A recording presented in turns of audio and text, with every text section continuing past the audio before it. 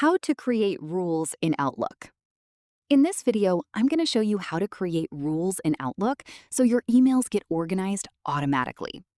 First, open Outlook and click on the gear icon for settings, or go to View and select View Settings, depending on your version. Now choose Mail, look for Rules and click on it. Then select Add New Rule. Give your rule a name so you can recognize it later. Now set up your condition. This is what Outlook will look for in incoming emails. For example, you could choose From and type in a specific email address, or Subject Includes and type in a keyword. Next, set up the action. This is what Outlook will do when that condition is met.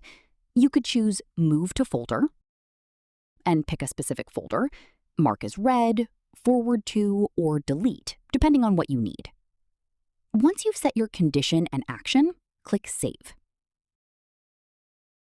Now, every time a new email matches that condition, Outlook will automatically apply the action you chose. No manual sorting needed. You can create as many rules as you want, and you can always go back to rules, edit, reorder, or delete any of them later. And that's it. Creating rules in Outlook takes just a couple of minutes and keeps your inbox organized automatically every single time.